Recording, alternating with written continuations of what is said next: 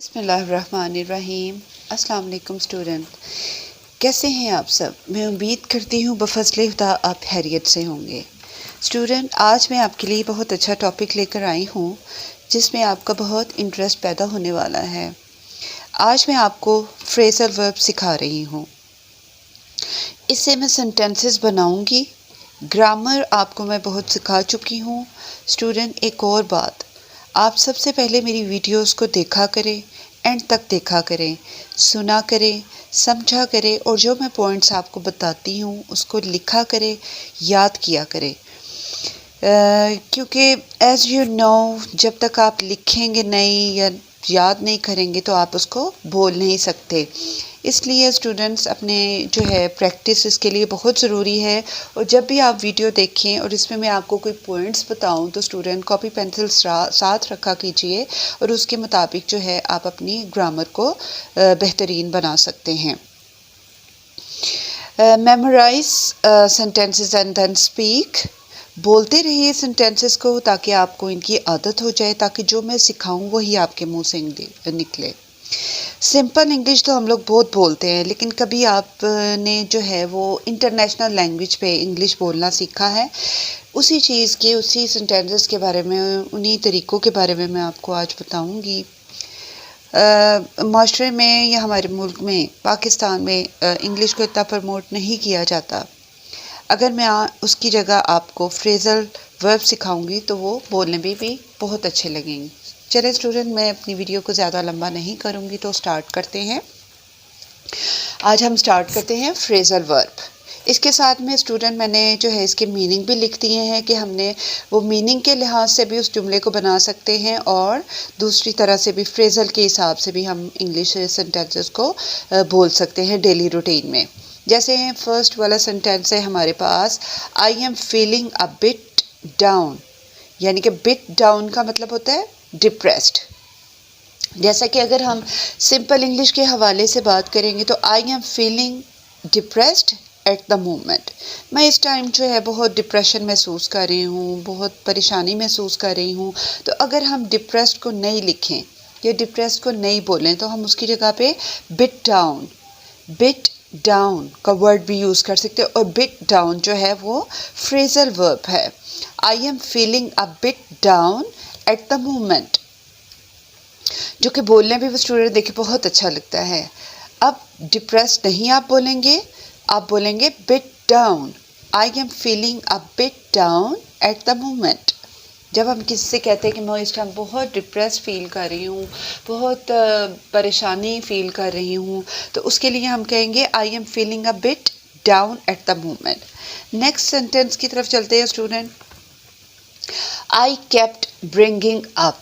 Bringing up का मतलब जो है हम दूसरे मानों में भी ले सकते हैं, लेकिन यहाँ पे हम सिचुएशन के हिसाब से इसका यूज़ करेंगे। और एक फ्रेज़ल वर्ब के स्टूडेंट्स आपको बता दूँ मैं, बहुत सी जगह पे बहुत सारे डिफरेंट मीनिंग्स होते हैं। यहाँ पे ब्रिंगिंग अप जो है वो वॉमिट के मानों में आता है कि आई kept bringing up last night.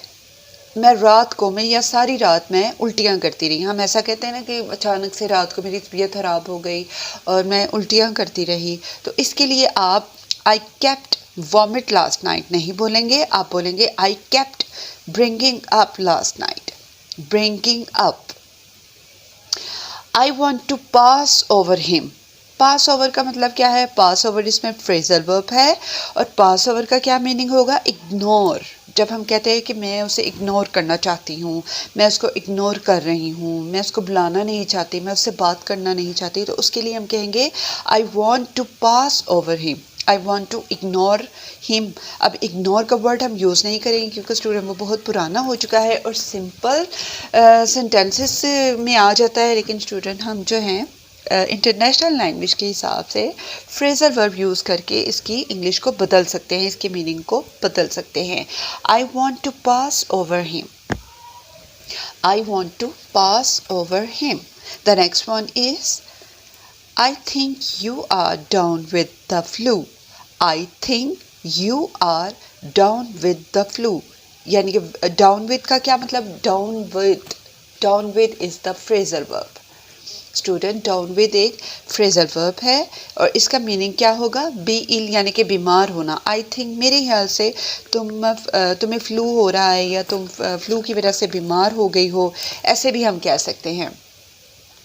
जब अचानक से इंसान बीमार होता है उसको समझ में नहीं आता, बहुत सारी उसको कैफियत उस पर तारी हो जाती हैं, बहुत सारी जैसे खांसी भी हो जाती है, गला भी ख़राब हो जाता है, फ्लू भी हो जाता है, फीवर भी हो जाता है, लेकिन हम लोग जो है इस चीज़ को नहीं गेस कर पाते कि किस वजह से है। तो हम कोई दूसरा जो है वो आपको कहता है कि मेरे ख्याल से तुम फ्लू की वजह से बीमार हुई हो या तुम्हें फ्लू हो रहा है, तो हम कहेंगे I think you are down with the flu. I think you are down with the flu. He wanted to break into the second pack of cookies, but I denied. वो मेरे लिए दूसरा पैक बिस्किट का खोलना चाहता था या चाहती थी, लेकिन मैंने मना कर दिया। He wanted to break into. break into का मतलब ओपन यानी कि खोलना। वो मेरे लिए दूसरा पैक बिस्किट का खोलना चाहती थी, लेकिन मैंने मना कर दिया।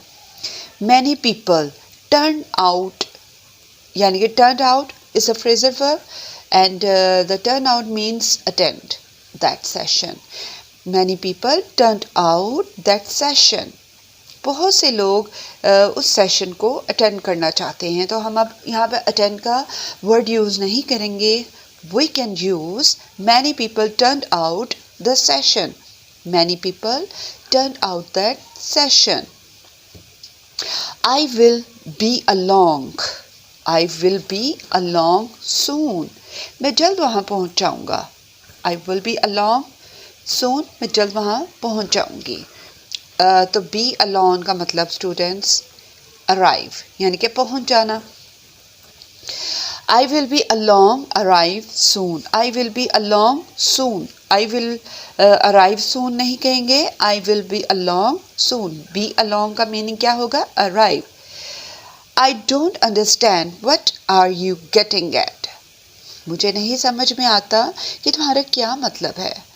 Getting at means मतलब। I don't understand what are you mean. मुझे नहीं पता, मुझे समझ में नहीं आता कि तुम्हारा क्या मतलब है।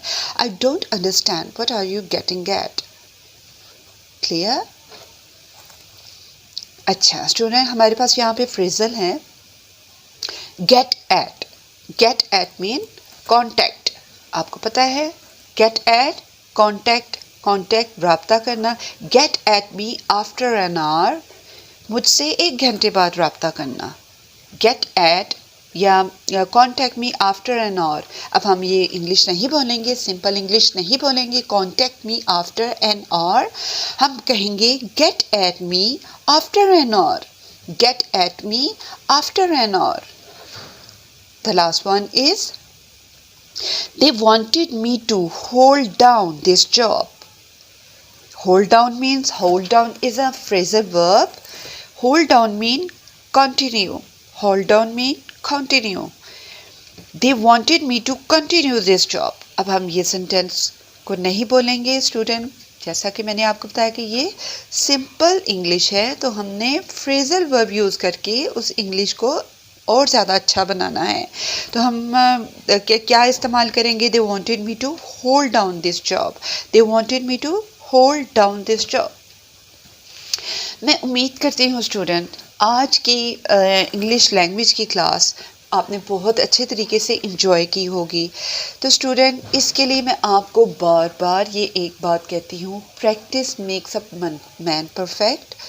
आप अपनी प्रैक्टिस किया कीजिए और स्पेशली स्टूडेंट वीडियोस के दौरान आप अपनी कॉपी पेंसिल्स को साथ रखा करें। जो पिन पॉइंट आपको बताए जाते हैं उसको अपने दिमाग में रखिए। और एक और बात स्टूडेंट, जब तक आप लेक्चर को अच्छी तरह से याद नहीं करेंगे आप कभी भी किसी चीज़ की प्रैक्टिस भी नहीं कर पाएंगे। जो आप ये इंग्लिश लैंग्वेज सीख रहे हैं स्टूडेंट, उसको सबसे पहले ये मस्ट है कि आप उस वीडियो को, उस लेक्चर को, उस पिन पॉइंट्स को आप लोग याद कीजिए। याद करने के बगैर आप कोई काम नहीं कर सकते। अपने माइंड में बिठाइए, उसकी खूब सारी प्रैक्टिस कीजिए और उसको स्पेशली जो है याद करने के बाद उसको अपनी डेली यूज़ में, डेली रूटीन में उन सेंटेंसेस को आप जारी रखिए ताकि आपकी इंग्लिश लैंग्वेज जो है बहुत इम्प्रूव हो सके। नेक्स्ट वीडियो में फिर कुछ ज़बरदस्त टॉपिक लेकर आऊँगी। लाइक कीजिएगा और कमेंट्स में बताइएगा कि आपको ये वीडियो कैसी लगी है, और सब्सक्राइब करना मत भूलिएगा स्टूडेंट। इंशाल्लाह नेक्स्ट वीडियो तक के लिए अल्लाह हाफिज़।